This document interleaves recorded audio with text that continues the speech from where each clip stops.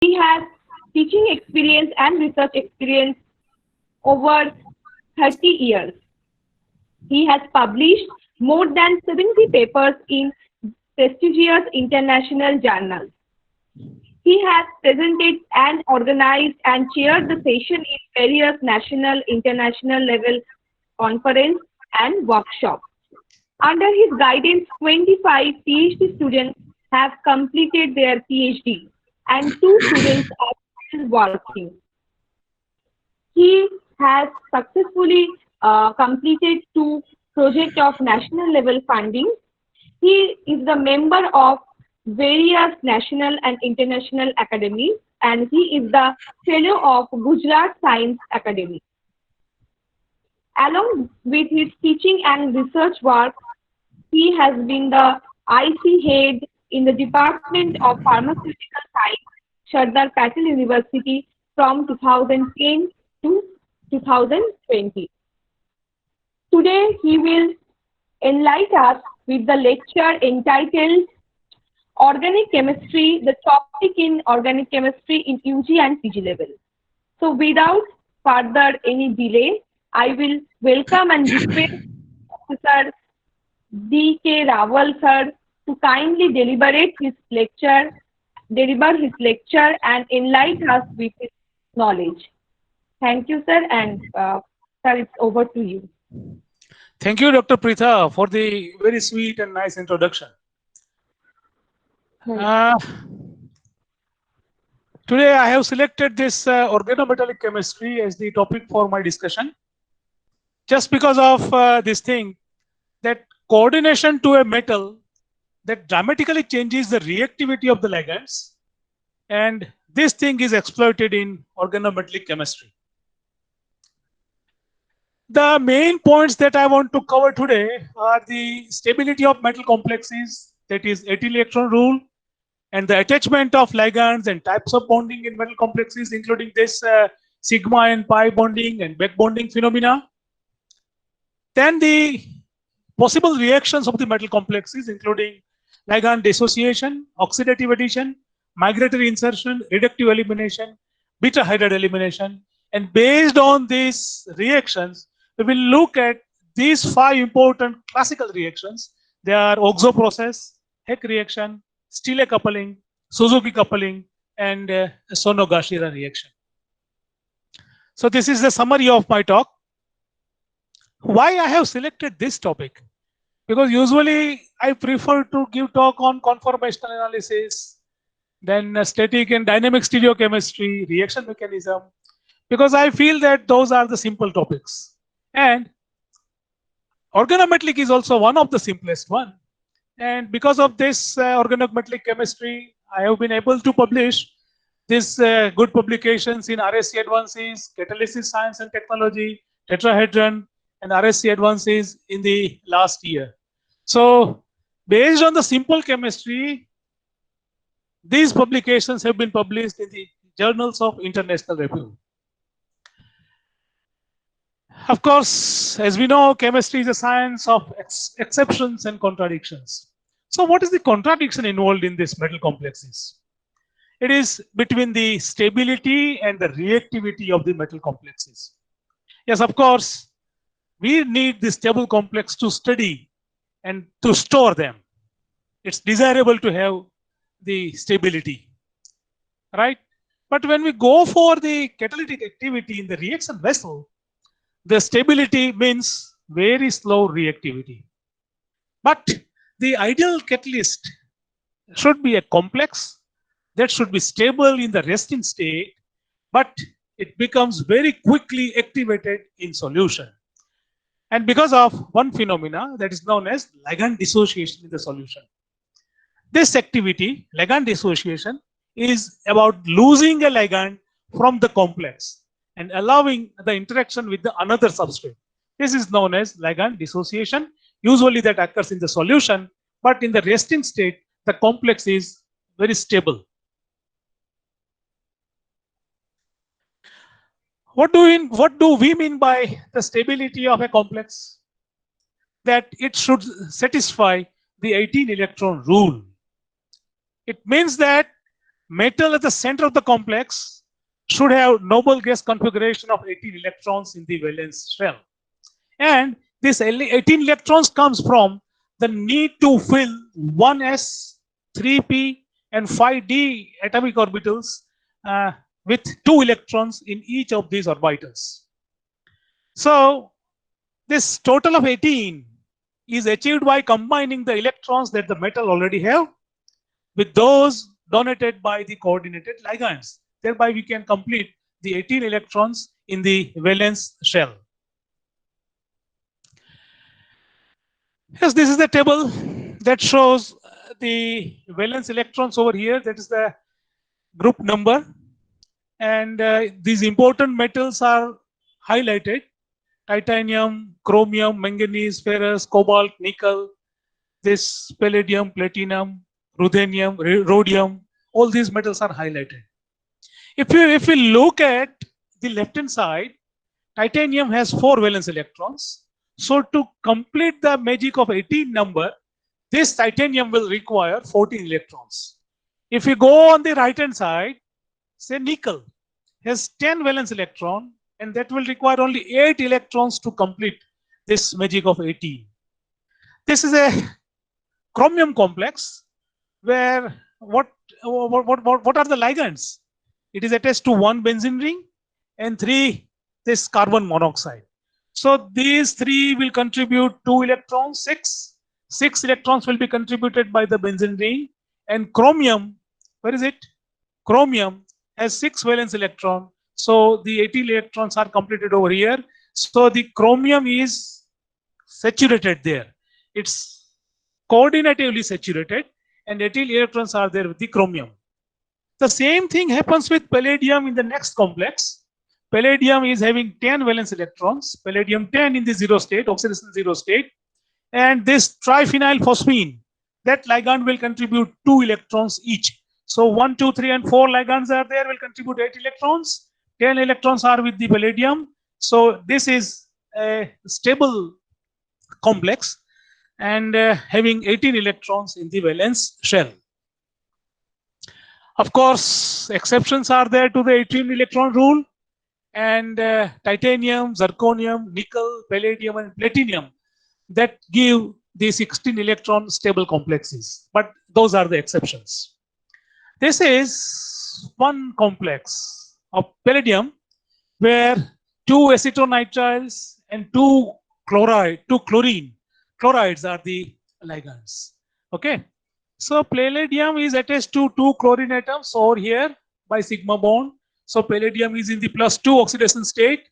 So 10 loses the 2 electrons. So this palladium has 8 electrons in the valence shell, 8 electrons, and these 4 ligands will contribute 8 electrons. So it is a 16 electron complex.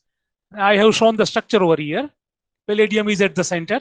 It's a 16 electron complex. So there is a vacant orbital, and that vacant orbital provides the site for other ligand in the catalytic reaction. This atomic d orbital will be perpendicular to this plane, this square planar complex. Okay, for this ends will be occupied by the ligands. Palladium is over here with the vacant d atomic orbital on it, and that will provide a site for other ligands for the catalytic reaction. This is a 16 electron complex. Of course, transition metals can have number of ligands attached to it, and more the number of the ligands, that will provide more electrons by donation. So each additional point of attachment, that means the donation of more electrons, and that affects the reactivity of the ligand and the metal. Usually we are using this Hepto number, eta, to show the number of atoms involved in bonding to the metal. That is known as the Hepto number and represented by eta. When we think of this simple Grignard reagent, RMgX, the Hepto number is eta 1. This is known as eta 1, as the magnesium is attached to 1 carbon only. So this Grignard reagent has eta 1 as the Hepto number. And this is another one having eta 2 as the notation, where metal alkene complex is formed, And both of the carbon atoms of the alkene system, 1 and 2, both of these carbon atoms are equally involved in bonding to this metal. So what happens there? What happens? The bonding is perfectly different in the two complexes. When we think of the Grignard, a simple sigma bond is there between the metal and the alkyl group. And this Grignard is known as a sigma complex. When we talk about the alkene complex, the bonding to the p atomic orbital occurs with the metal. Metal sits in the middle of the pi bond, just in between the two p atomic orbitals. And this type of complex is called a pi complex. Of course, there is a choice of bonding with the allylic ligands. This is for the sigma complex, as we have seen in the case of Grignard. This is a pi where metal sits in between the two p atomic orbitals to form the pi complex. This is the allylic system. Allylic system. And metal has formed a sigma bond with the one carbon only. So this is eta 1. It has formed the bond with by using the p atomic orbitals, and all the three carbons are involved of the allylic system. So this is eta 3, a pi allylic system. This is sigma allyl eta 1. Of course, when the pi complex is formed with an allylic cation, 2 electrons will be donated. In the case of allylic anion, 4 electrons will be donated by the allylic anion. This is about the cyclopentadienyl anion as a ligand. It can act as a sigma ligand. Look at this. Sigma ligand to give eta 1 complex. It can also form eta 3, a pi complex, and the pi complex which can be eta 5. This will contribute 2 electrons. This will contribute 4. Eta 3 will contribute 4. And this will contribute 6 electrons to the metal atom. Of course, this is one more example where neutral ligand is used for the complex formation. It's the case of cyclooctatetraene. And that can act as alkene, like this, to form eta 2. It can act as a diene. A diene, it gives eta 4, or a triene to give eta 6, or a tetraene to give eta 8. So the reactivity of the ligand changes accordingly. This complexation that occurs.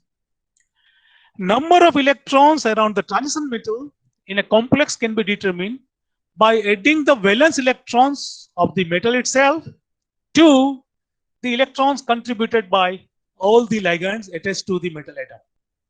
These are the very simple rules, and we have revised these rules. Of course, different classes of ligands are listed over here that can donate electrons to the central metal atom. Halides, cyanide, alkoxide, hydride, and alkyl can donate 2 electrons. Those are the anions, and they will donate 2 electrons. Neutral ligands having a lone pair, such as phosphines, amines, ethers, sulfides, carbon monoxide, nitriles, they will donate 2 electrons. And unsaturated ligands, we have already seen just in the previous slide, they will contribute as many as 8 electrons and can be neutral or can be negatively charged. Overall, what is required is this 18 electron to make the complex stable. 2 examples are mentioned over here in this slide. This is palladium in the 0 state. The ligands are triphenylphosphine. There are 4. It's tetrakis phenylphosphine palladium in its 0 state. This is used as an important catalyst. Let us try to calculate the total number of electrons in this palladium, electrons in the valence shell. Palladium in the 0 oxidation state will contribute 10, and these 4 ligands will contribute 2 to make the total 18. So this is a stable stable complex with 0 oxidation state of the palladium. On the other hand, this is ferrocene. Cyclopentadienyl ligands are attached with the -1 charge. They will contribute 6 electrons, and ferrous is there, in the +2 oxidation state, So total electrons, ferrous will contribute 6, and these two ligands will contribute 12, making 18 electrons. So these are the complexes having the total of 18 electrons and are stable complexes. This is another palladium complex. This is 2 chlorine atoms are there, and MECN, these are the two ligands. Palladium is having +2 oxidation state, is in the +2 oxidation state. So total electrons will be 8 + 8 will be 16 electrons. This is the 16 electron system. So coordinatively, this is unsaturated system, right?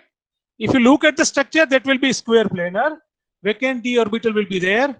That allows the further reaction to occur.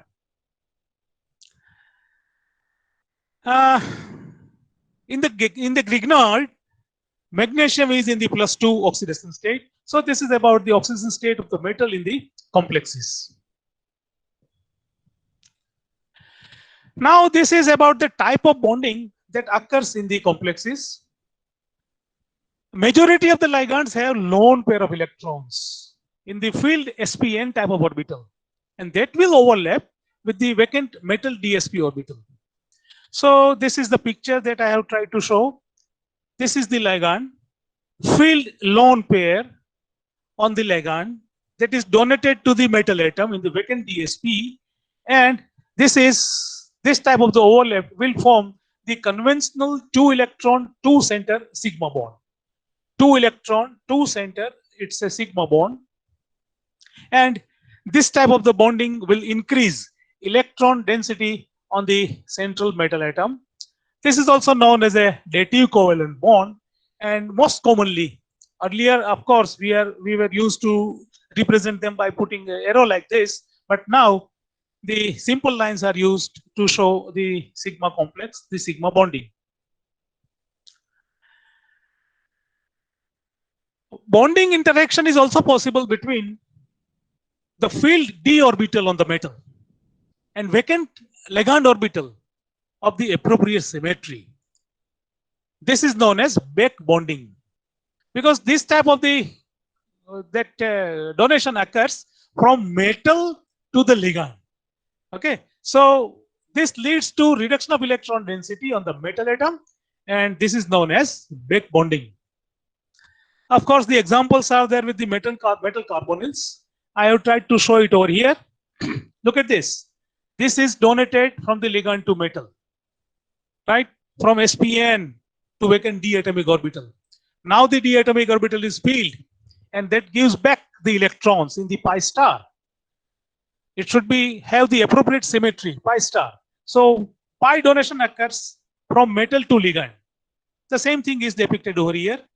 This is the filled d atomic orbital, and pi star is empty. Electrons are given back from the filled atomic orbital to pi star. This is the example for the back bonding. Of course, there is a instrumental proof for that, for the back bonding. What is it? When back bonding occurs, population in the pi star orbital will increase. Electrons will be supplied to the pi star. So CO bond length will increase because of the population of electrons in the pi star. And increase in the CO bond length will lower the infrared stretching frequency. So this is a very, very good instrumental proof that can we have from the IR spectroscopy, that back bonding will increase the CO bond length and will lower the infrared stretching frequency. Of course, the same type of back bonding can also occur with this alkenes, where electrons are donated from pi orbital to the vacant metal or atomic orbital, right? So this is the normal bonding, and this is the back bonding where filled metal d orbital gives the electrons back to the pi star atomic orbital of this olefin, and this is a bond which is perpendicular in the pi complex. Okay, so after having this much of the fundamental things about the bonding in the complexes, we will go for the important reactions that occur with the complexes, metal complexes. One of the important reaction is oxidative addition. The meaning of this is the simple thing: metal atom gets inserted into a single bond. That's all. Oxidative addition is the insertion of the metal atom into a single bond. What type of ligand can do this type of the reaction? This ligand is a potential ligand, but it does not have a lone pair or filled pi type of orbital. It doesn't have. So this will interact with the metal by breaking the sigma bond. This sigma bond will be broken, and magnesium will be inserted into this RBr bond. This is a very simple example of forming Grignard reagent by this oxidative addition mechanism. Potential ligands that do not have a lone pair or field pi type orbital, they are able to interact with the transition metal complex by breaking a sigma bond. So this RMGBr is formed where magnesium is getting inserted between the sigma bond, only possible by breaking a sigma bond. Actually, what happens over here? Just look at this oxidation state. Magnesium was in the zero oxidation state, and in the complex, magnesium is in the +2. Therefore, it's a oxidative addition. Oxidation state of the transition metal is raised by 2, right? In this process, it's known as the oxidative addition.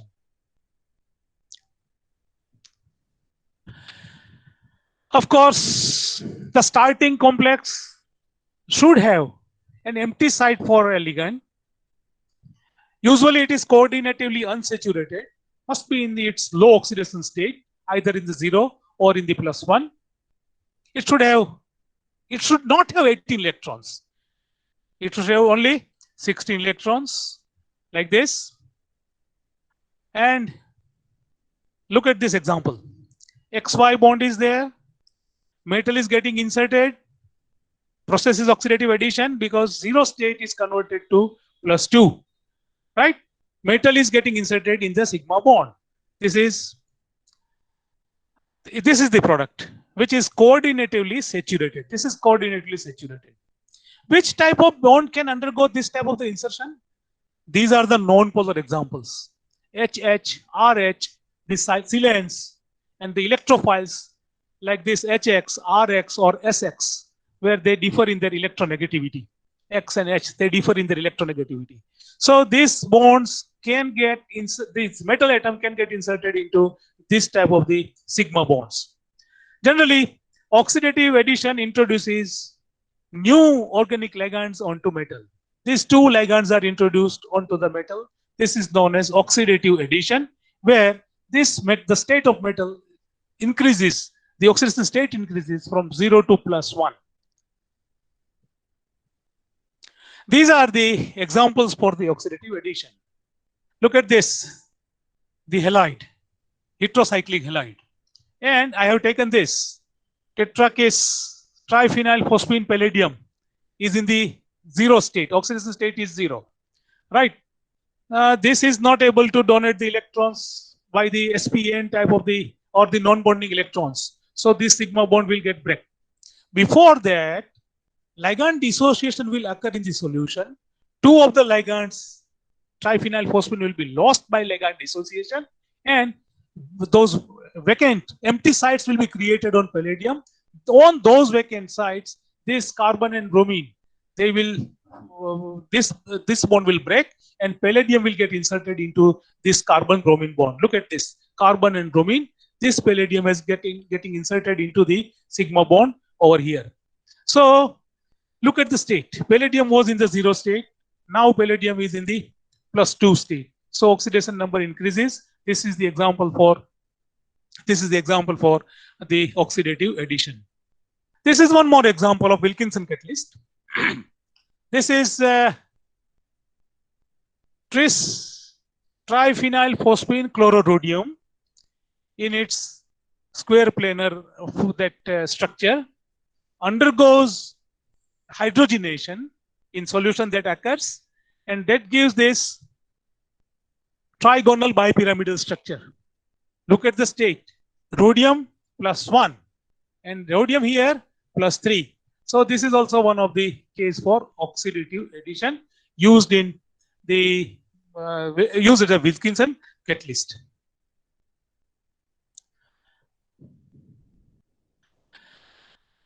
Of course, one more example is shown by giving the example of Vaska's complex.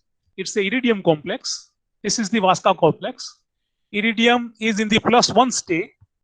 It has 8 electrons with it. So if we count down the total number of electrons in this complex, 2 plus 2 plus 2 plus 2, so 8 electrons will be donated by the ligands. 8 electrons will be contributed by the iridium metal itself. So it's a 16 electron complex, right? Still the vacant atomic orbital is available on the metal atom. So this can interact with alkyl halide, with the organic halide, to give this 18 electron complex just because of the stability. 16 electron complex is getting converted to 18 electron complex. How? The total number of these ligands are 6. They will contribute 12 electrons, and iridium is in the +3 oxidation state. So that will contribute 6 electrons to give 18 electrons as a total. This is hydrogenation. That is also the 18 electron complex where iridium is in the +3 state. +1 goes to +3 oxidation state. Therefore, these are the examples of oxidative addition. But one thing to be noted over here, hydrogen is added in cis fashion. Look at this. Both of the hydrogens are provided from the same side. And that is, of course, consistent with the concerted formation of 2 new iridium hydrogen bonds. These 2 new iridium hydrogen bonds are formed at the same time. What about this methyl iodide? That gives the product of kinetic addition. Trans addition occurs. Methyl is getting added from the top, and iodine is getting added from the bottom side. So these 2 new bonds, carbon iridium and this iodine iridium, they are formed on the opposite side. So it's a product of trans addition. And of course, SN2-like mechanism is expected, involving the nucleophilic displacement of iodide followed by ionic recombination. We will not go into the detail of that mechanism, but these 2 different mechanisms are operating in this oxidative addition. This is the result of cis addition. This is the result of trans addition. Trans addition is favored because of the kinetic control over this reaction. Number 2 reaction. Reaction number 2 after the oxidative addition is reductive elimination. Of course, both of the names are exactly opposite to each other. And most of the reactions that occur around a transition metal in a complex, they are also reversible. So the opposite of the oxidative addition is known as the reductive elimination. Oxidative addition, this is reductive elimination. That removes metal atom to form new single sigma bonds. Metal atom will be removed. After all, our goal is to synthesize the organic compounds, organic molecules, where metal atom should not be there. Metal atom can be removed from that molecule by using this mechanism, reductive elimination. So this provides a simple route for the release of neutral organic products from the complex that should be free from the metal atom. Of course, alkenes, phosphines, carbon monoxides, they can simply dissociate in the presence of suitable ligands. But those that are bound to the metal with shared electrons, this type of the ligands will require a more active process for the reductive elimination.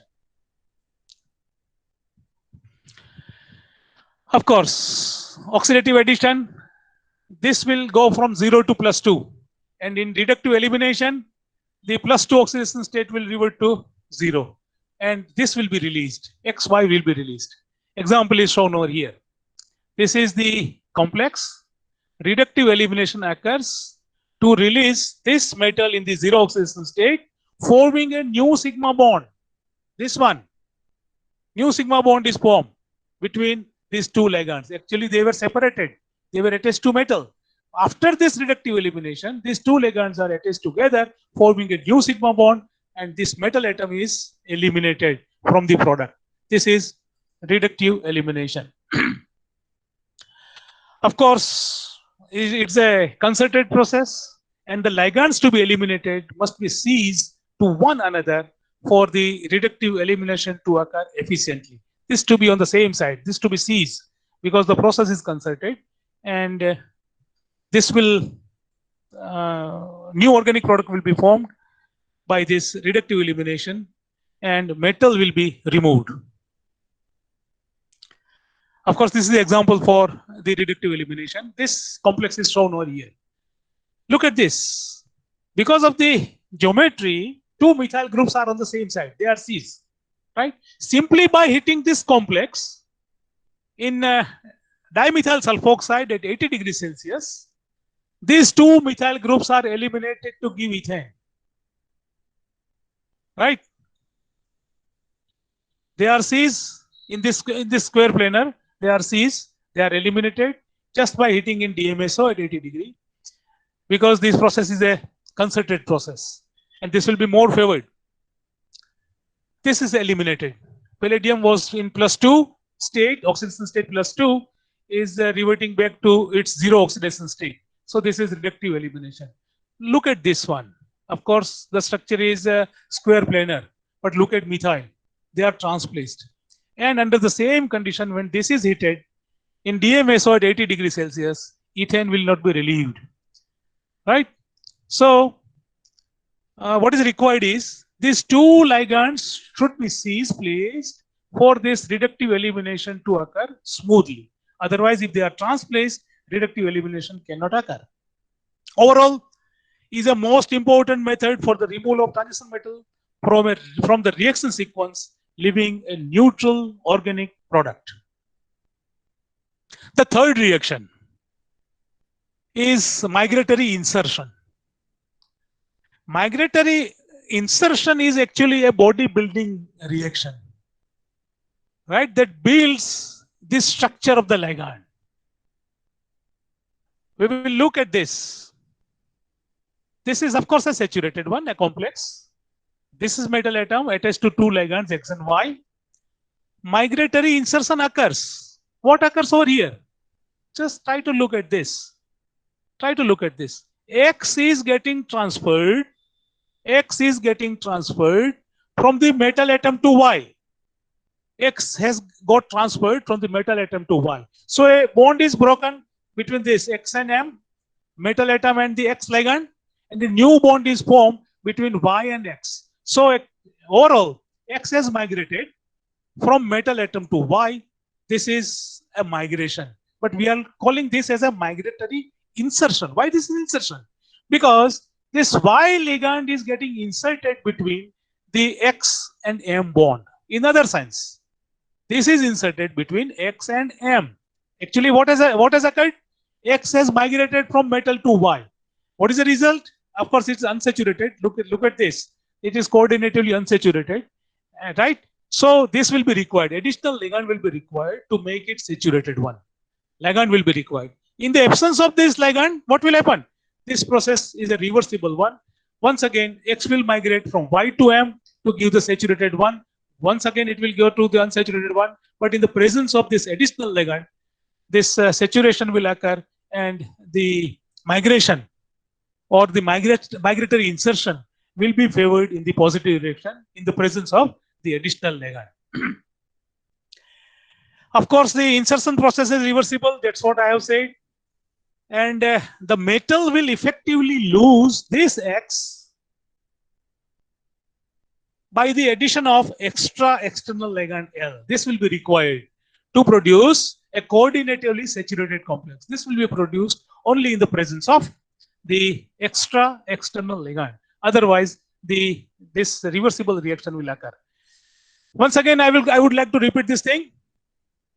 The process of migratory insertion, that is a migration of one of the ligands, X, from the metal to the other ligand, from metal to Y.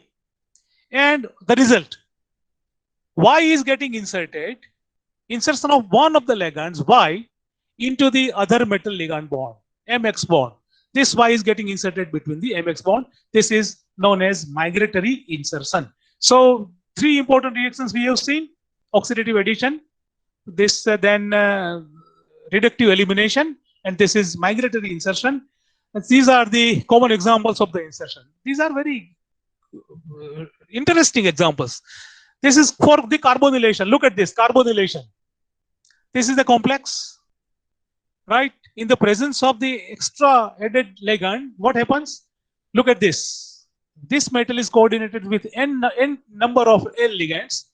Here it's n plus 1. So one ligand is added to the metal, and that forces this R to move from metal to carbonyl carbon.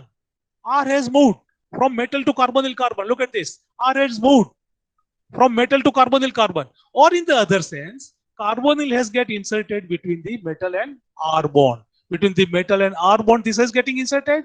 Or you can also say that R has migrated from metal to carbonyl. So this is known as a carbonylation process. Another is carbometallation, also known as hydrometallation, where R is H. When this is H, then it is hydrometallation. When the R is any alkyl or this aryl group, then it is known as carbometallation.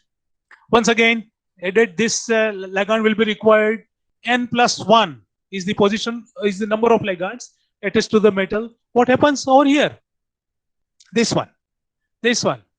R has migrated from metal to the unsaturated center, unsaturated carbon, right? Or this unsaturated molecule is getting inserted between the metal and R bond. Both of the same. This is one more example for this migratory insertion. This is known as carbometallation because across this double bond, a carbon residue has been provided to one end and metal to the other. Carbon residue is provided. R is provided to one end, and to the other end, metal is provided. Therefore, this is carbometallation. And if R is hydrogen, then it is known as hydrometallation because hydrogen is provided at one end, and at the other end, this metal is provided. That will be the case of hydrometallation. This is one more example for migratory insertion, alkyne insertion. In the presence of added ligand, this is getting increased to n plus 1. One more ligand is added. As a result, this R has migrated from metal to the unsaturated carbon, right? Metal to unsaturated, or in the other sense, this unsaturated moiety has been inserted into this metal R bond. It's one and the same. But important thing is, this group should be unsaturated. The group to be inserted between these two, this M and R, between M and R, the group to be inserted must have the unsaturation. That is the basic requirement for this migratory insertion to occur.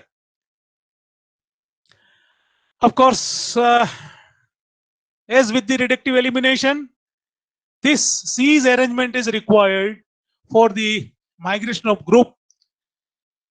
Migration of group retains its stereochemistry, if any. During the migration, the migratory group will retain the stereochemistry. Migratory insertion is the principal way of building up the chain of a ligand before the elimination can occur, right? This is I have already told. Group to be inserted must be unsaturated in order to accommodate the additional bonds, and insertion is driven by the force of additional external ligand that will be required, and usually increased pressure of carbon monoxide in carbonylation that will provide that pressure, or simply the excess of phosphine ligand will also promote the alkene and alkyne insertions in this process. Of course, if you think of Ziegler-Natta polymerization, Ziegler-Natta, this is the main mechanism for the polymer to build the polymeric structure by Ziegler-Natta. I'm not going into the Ziegler-Natta process right now. This is tetracarbonyl ferrate dianion. Tetracarbonyl ferrate dianion. It's a very good soft nucleophile for alkyl halides. It's a very soft nucleophile for alkyl halides. What happens? This makes the nucleophilic attack on R, bromide departs to give this 18 electron cysteine. Right? Still there is a negative charge present with this ferrous. So what happens? It once again make the another nucleophilic attack on R2Br, another alkyl halide, by the SN2 mechanism to give 18 electron system. Okay. And when extra this ligand is provided, extra pressure of carbon monoxide is provided, what happens? Just look at this. This ferrous is attached to 1, 2, 3, and 4 carbonyl and R1 and R2. Here, 1, 2, 3, and 4 carbonyls are there. R1 has migrated from metal to carbonyl carbon. R1 has migrated from metal to one of the carbonyl carbon. So this extra carbonyl is provided by maintaining the pressure, extra pressure of the carbon monoxide in the reaction mixture. So what is this reaction? What is this reaction? Actually, this is that complex that undergoes the migratory insertion in the presence of extra ligand. Carbon monoxide, the pressure that will be provided to the metal ion, the metal atom, and either this R1 or R2 will get migrated from this metal to the carbonyl carbon like this. So carbonyl CO is getting inserted between the metal and alkyl. Metal and alkyl, CO will be inserted. It's a iron acyl complex, right? This is the method how to go for synthesizing tetracarbonyl ferrate dianion. By using this 18 electron system, we can get this by reduction, and by losing 2 electrons, this will be obtained. That is used as a soft nucleophile to give this acyl complex. Now, of course, all those things are mentioned over here. That 18 electrons, all the complexes have 18 electrons that we have seen. This is required. Extra carbon monoxide is required to insert that carbonyl into one of the FeC bond to form the acyl complex by increasing the pressure of carbon monoxide. And then what is the use of this reaction? When we go for reductive elimination of this acyl complex, reductive elimination, that will give rise to a ketone. So this is a useful ketone synthesis, where reductive elimination from this acyl complex will give ketone, or that we'll see in the next slide. Look at this. This is that acyl complex. Just by having the additional ligand like triphenylphosphine, that gets coordinated with ferrous, and on the other side, what happens? R1 is getting migrated from metal to carbon, giving this, and then when it undergoes the reductive elimination, this R1 COR2, a ketone, is formed by the reductive elimination. Of course, carbon monoxide is a very good one carbon feedstock, in the sense that carbon monoxide is used for carbonylation reaction. Carbonylation is very important industrial reaction, because metal acyl complexes can be easily converted into variety of products, including aldehydes, acids, and their derivatives, right from this metal acyl complexes through the carbonylation reaction by this carbon monoxide. We will go for this OXO process. What is OXO process? Is hydroformylation of alkene. Simple one. OXO process is hydroformylation of alkene. And the example for propene is given. Propene is reacted with carbon monoxide. Of course, 2 migratory insertions will occur to give aldehydes. We will look into the reaction.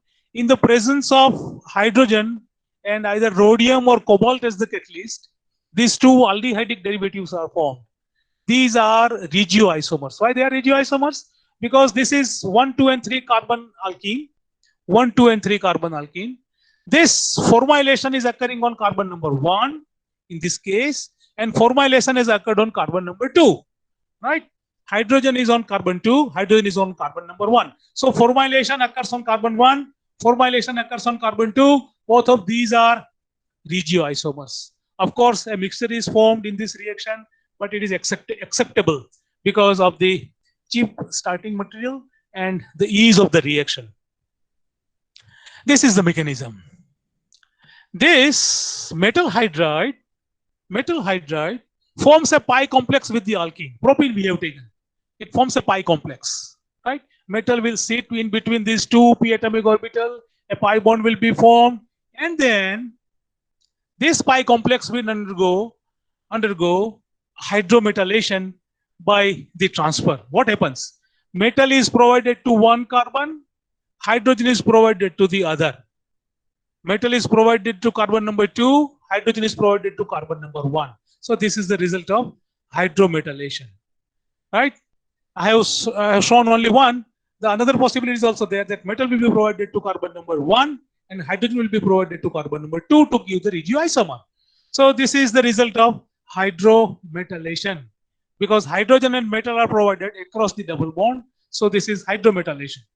Now hydrometallation will undergo carbonylation to form a complex with carbon monoxide, and then this alkyl group will migrate from metal to carbon to give the acylated product, right? But that will require the extra ligand over here, because the metal gets unsaturated. So this migratory insertion will be reversible. To make it in the forward direction, extra ligand will be required over here. Let us look at this descriptions over here. Hydrometallation occurs by initial pi complexation, followed by addition of metal to one end of the alkene and hydrogen to the other, right? Hydrometallation. Then the carbonyl insertion occurs, and another migration from metal to carbon monoxide that occurs to give the product of carbonylation. One more process is there, that is reverse of hydrometallation. To lose hydrogen, this hydrogen will be lost from the alpha and beta side. Hydrogen in form of hydride will be abstracted by the metal, and that reverse of hydrometallation is known as beta elimination, beta hydride elimination. We will see in the next slide. But this is hydrometallation used for carbonylation reaction. The catalytic cycle is given over here. We should have to start from this point. This is metal hydride, and metal hydride is then getting complex with the alkene. Pi complex formation occurs. Pi complex is formed. It undergoes the hydrometallation. Metal and hydrogen is provided across the double bond. Then the carbonyl complexation. Carbonyl is getting attached to the metal. Then what happens? What is this? Is carbonylation. How carbonylation occurs? This alkyl migrates from metal to the carbonyl carbon. Reductive elimination gives the aldehyde, and this metal hydride is regenerated. This is the catalytic cycle of the OXO process. The complete catalytic cycle is described over here for the OXO process. Yes, decarbonylation is fast, but that can be arrested by maintaining a high pressure of carbon monoxide above the reaction mixture. The high pressure of carbon monoxide should be maintained to force the reaction in the forward direction. Otherwise, it's a reversible reaction. Of course, the reverse of hydrometallation is beta elimination. The picture is shown over here. Hydrogen is transferred in the form of a hydride ion to the metal from alpha and beta position, alpha to the metal, beta hydride elimination gives rise to alkene. It's exactly opposite to that of the hydrometallation reaction, right? Of course, that requires a vacant site on the metal, as the number of ligands increase in the process and is favored by shortage of ligands, as in the 16 electron complex. Metal and hydride, this should be on the same side on the carbon chain for this beta elimination to proceed. And product is an alkene that can lose the neutral alkene simply by this ligand exchange. This will lose the simple alkene by ligand exchange. Ligand exchange occurs and simple alkene is produced. Of course, these are the elementary steps which we have described already: oxidative addition, reductive elimination, then migratory insertion, and then beta hydride elimination. All these are the simple steps and that are involved in the organo transition metal chemistry, and they are same regardless of the metal atom present and the detailed structure of the ligands. Irrespective of this thing, metal or the ligand, all these steps are common. Now we will go on to the palladium chemistry. Palladium is available with palladium 0 and palladium 2 complexes. Of course, very good metal and widely used in industrial and academic laboratories because it gives us the reactions which have very good range of functional groups tolerance and excellent chemo and regioselectivity. These are the common those sources for the palladium. I will show you this. Of course, this palladium dichloride does exist as a polymer and is relatively insoluble in most organic solvents, but we can go for synthesizing this one, bisphosphine palladium 2 chloride, this one, bisphosphine palladium 2, which is air stable and can readily be prepared from palladium dichloride. These two can also they are the soluble form of palladium dichloride and can be prepared from palladium dichloride. So these are useful ligands that can be used as a catalyst in the reaction.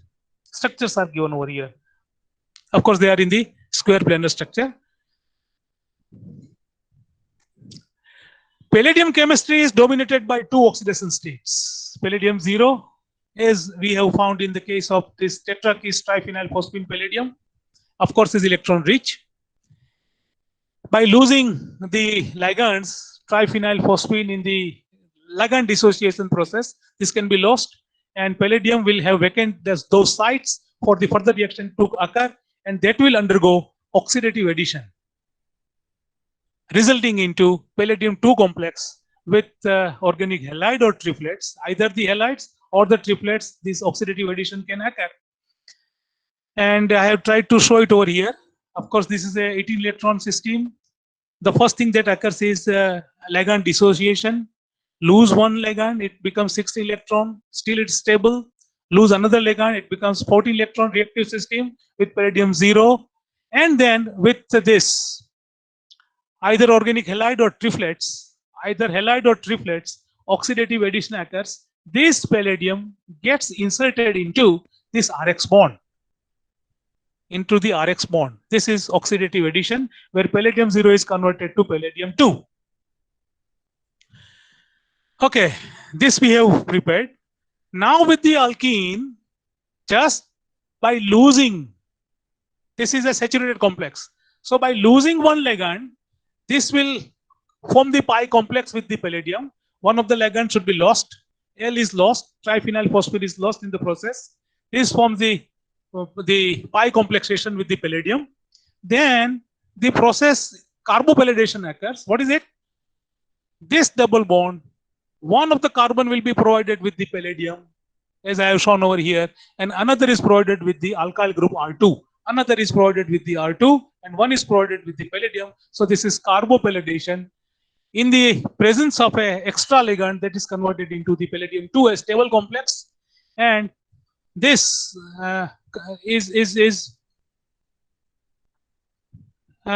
of course, there is no changes observed in the oxidation state during this process. Palladium 2 remains palladium 2.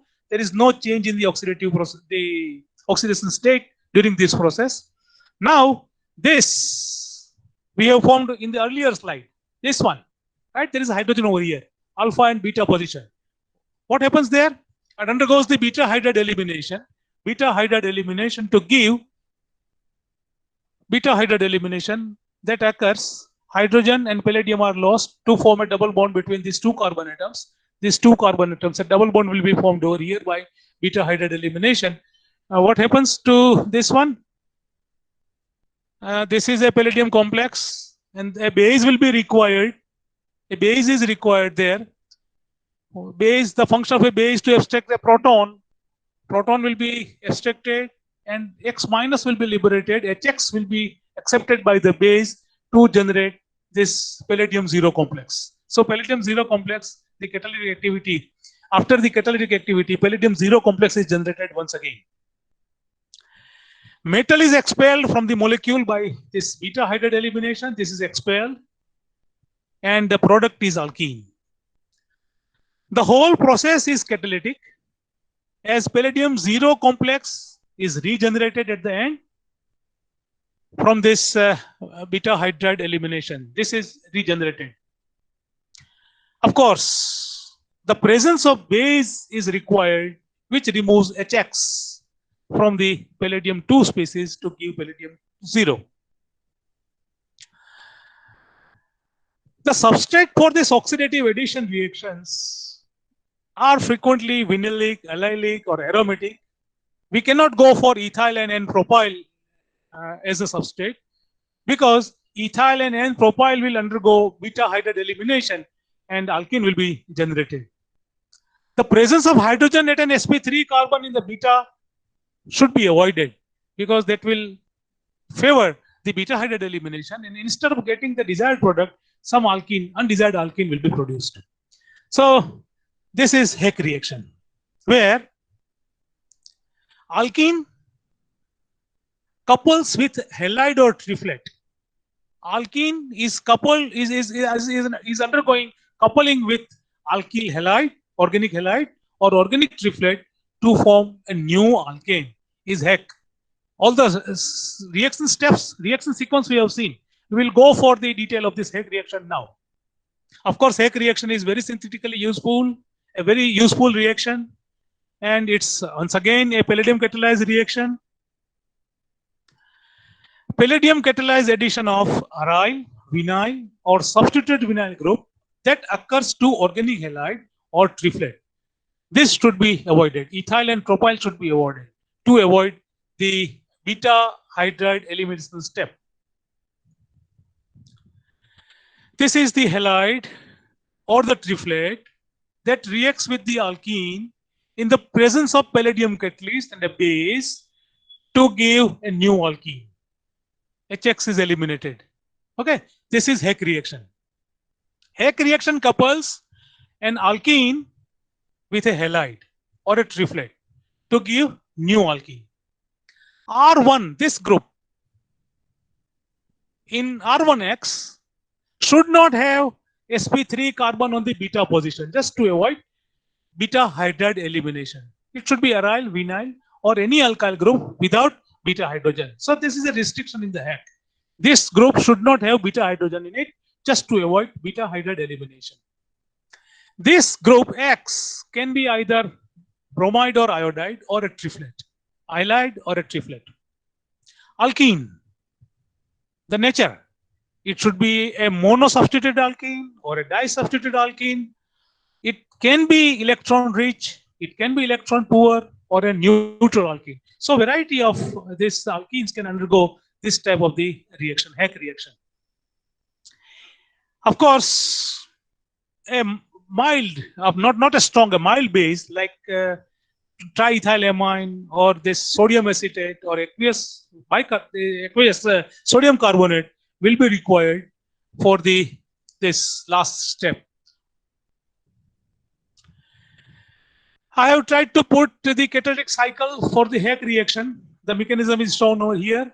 These are the simple steps: oxidative addition of the halide, then insertion of the olefin, then the elimination of the product by beta hydride elimination, and lastly, to regenerate palladium-0 catalyst, a base will be required to absorb the HX. We will try to see it in the cycle. We should have to start from this point. This is the catalyst with the palladium-0 state, PDL2 with the 14 electrons. Oxidative addition occurs. Means the ligand is not having that SPN electrons, so sigma bond will break, R1X bond will break, and palladium will get inserted into the R1X bond. This is the result of the oxidative addition. Look at the oxidation state. Palladium-0 is increased to palladium-2 plus 2, right? Oxidative addition. Still, this is a 16 electron cysteine. Plus 2 means 8 electrons with the palladium, and 4 ligands will contribute 8. So a total of 16 electrons are there in the valence shell. So this is still reactive, because of 16 electrons. Only when the 18 electrons are in the valence shell, then the complex becomes stable. This is palladium 2 complex with the 16 electron, and that can react with alkene. This process we have already seen, carbometallation. What should occur? Palladium will form the pi complex first. Pi complex will be formed, and then one of the carbon will be provided with the palladium, one of the carbon is provided with the palladium, and another is provided with the carbon. Right? This is the carbon. This is the carbon of the alkene that has been provided with this R1, is provided with R1. And this carbon adjacent to R2, this doubly bonded carbon adjacent to R2 is provided with the palladium. So carbopalladation has occurred. This is the carbopalladation. Carbometallation has occurred across this double bond by this carbometallation process. Of course, it's migratory insertion. And then this is alpha to the metal. This is beta carbon. And there is a hydrogen present on the beta carbon. So this complex will undergo beta hydride elimination. This beta hydride elimination will occur to give alkene as the product. This is generated where HX will be lost by using a base through the reductive elimination. When base is employed through the reductive elimination, HX will be removed from this and palladium will be regenerated in its oxidative state 0, PDL2. This will be generated with 40 electrons. This is reactive. Undergoes the oxidation addition to give palladium 2 complex. This is also coordinatedly unsaturated. Will undergo further reaction with the alkene to give the product of carbometallation. This has hydrogen present on the beta position. So this will undergo beta hydride elimination to give alkene. And then finally, this metal will be removed from this complex by reductive elimination by using a base. So overall the process is the coupling of alkyl halide, aromatic or the aliphatic with the alkene to give a new alkene is Heck reaction. Then we move on to the cross coupling of organometallics and halides. Organometallics and halides. Right? Let us look at look at the scheme first. What is it?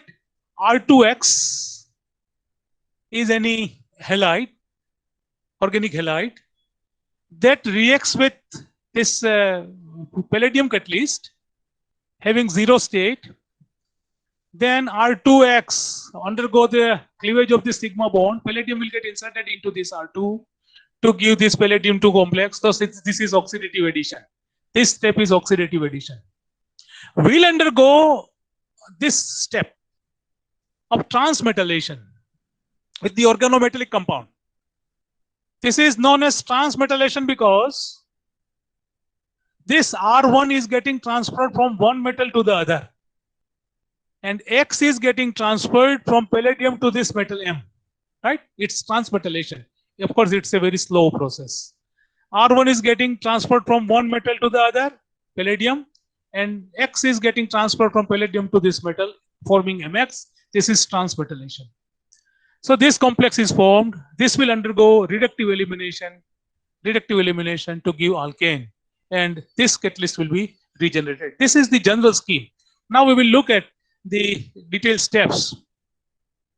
Of course, the mechanism involves oxidative addition. We have seen it over here. Oxidative addition of the halide or triplet to the palladium 0 phosphine complex to give palladium 2 species. Right? Clear? Oxidative addition.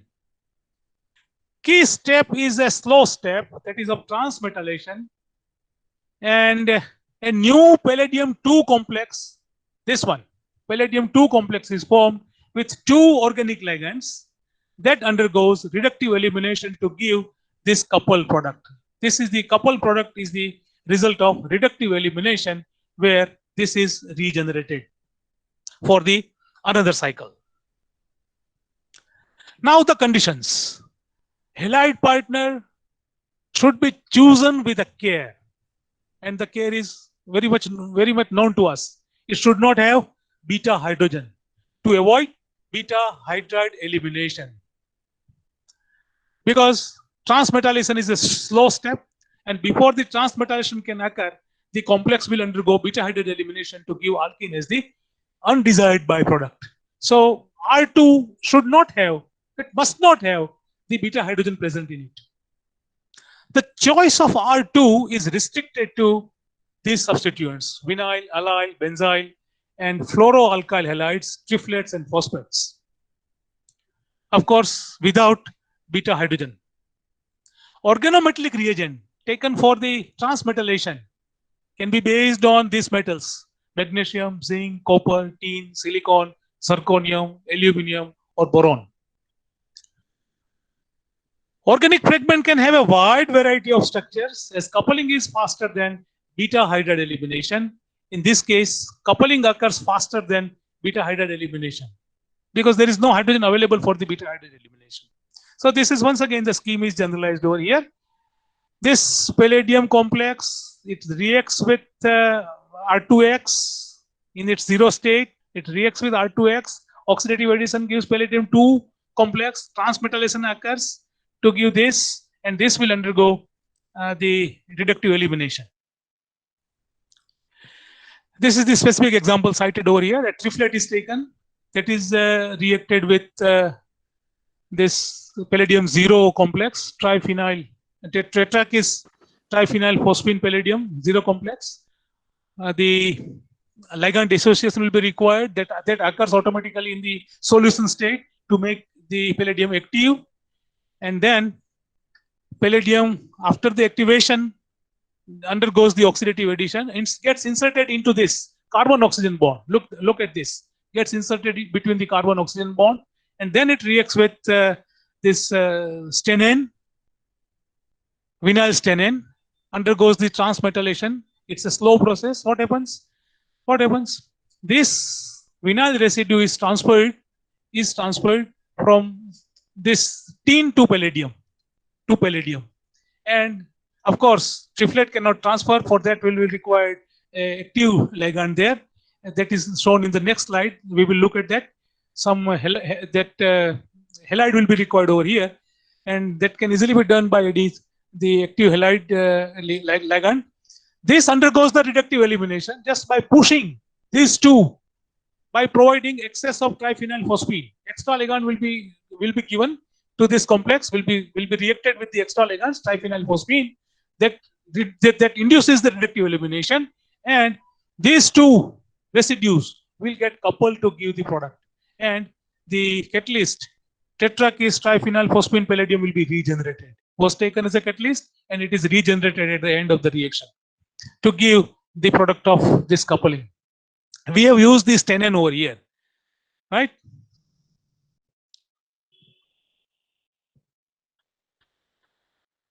Of course, triplets are widely used as they can be readily prepared from the phenols or enolizable aldehydes or ketones. This can easily be prepared. So triplets are widely used.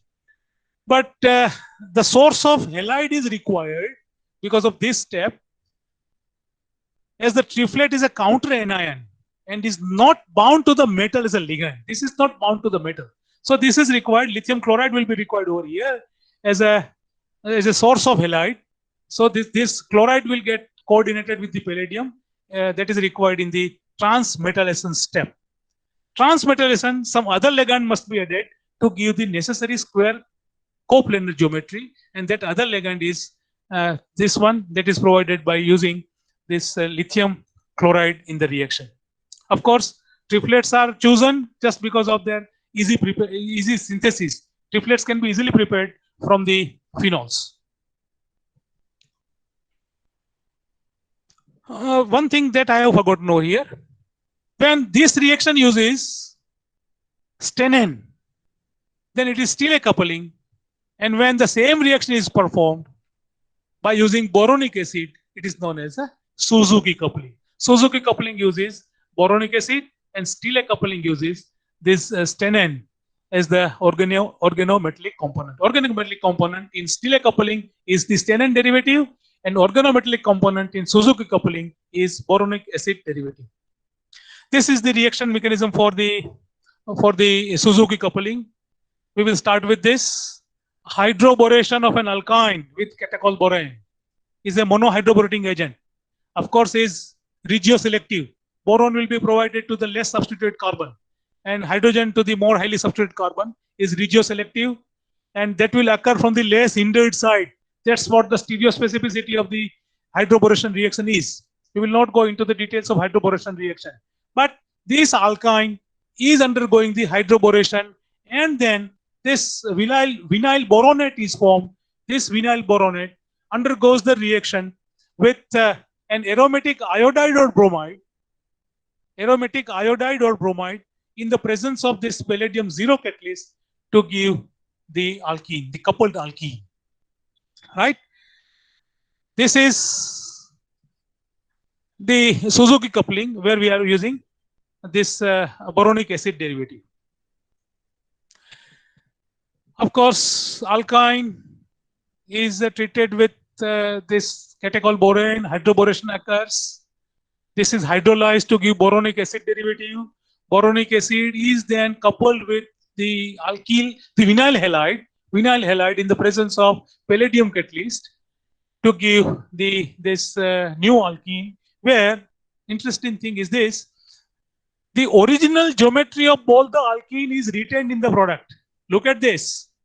Carbon and boron, they are on the opposite side of the double bond. So it is E alkene. This is E. What about this? This one and this one. The groups of the same priority on the same side, Z. So this is E, this is Z, and that E and Z is retained in the product. E geometry of this substrate, E geometry of the other is retained in the product. This is E Z alkene that is produced in, of course, 75% of it. So this Suzuki coupling is also one of the interesting reaction. Of course, those things are defined over here. These are the steps involved in the Suzuki: oxidative addition of the vinylic or aromatic halide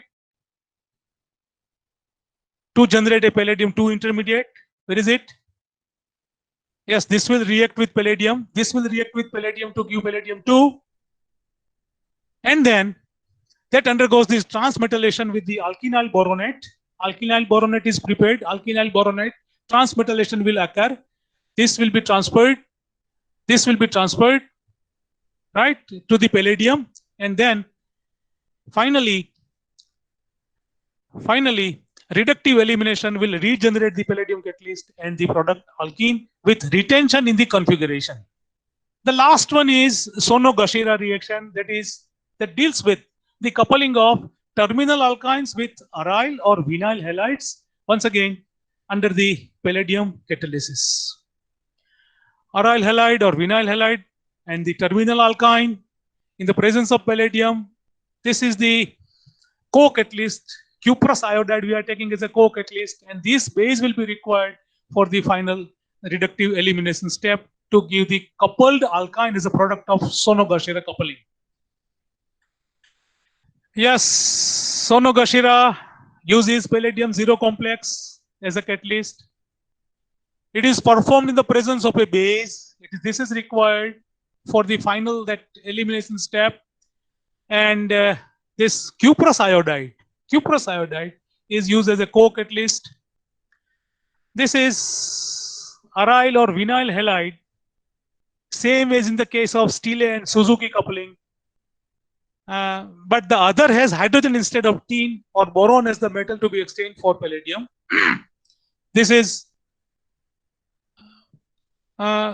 this one, aryl or vinyl halide we are using over here. Where is it? Aryl halide or vinyl halide we are using. And this one, other one, has a hydrogen. This hydrogen instead of a boron or tin, as we have employed in the case of Stille coupling or Suzuki coupling. There was tin over here or boronic acid over here in the case of Stille and Suzuki, but here it is hydrogen. The other component is hydrogen. And of course, the vinyl halide as in the case of Stille and Suzuki. What happens? Oxidative insertion occurs, right? Palladium 0. will get inserted between ARX. This is formed. Of course, no. This is the result of oxidative insertion. And then transmetallation occurs. This alkyne residue is getting transferred from copper to palladium. Look at this, from copper to palladium, and X has transferred, is undergoing the transfer from palladium to copper. CuX will be formed. CuX. So this is the result of transmetallation. Then it undergoes the reductive elimination to give the coupled product. The same, those points are mentioned over here. Transmetallation, oxidative addition, and then transmetallation, reductive elimination to give the product. The geometry of the alkene is generally preserved so that Cs and trans, that original geometry, will be retained in the product. One interesting example is cited over here. E-dichloroethylene, this one, E-dichloroethylene is reacted with this alkyne, and look at the product. That E geometry is retained in the product by performing this reaction.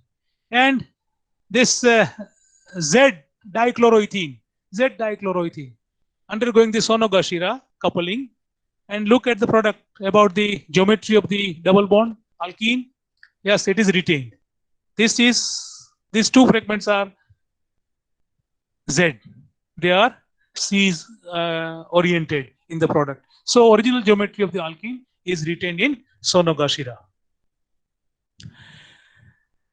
Thank you, Gujarat University, for giving me this chance to interact with the learned friends from all over the country. Also, all the participants for their patience listening.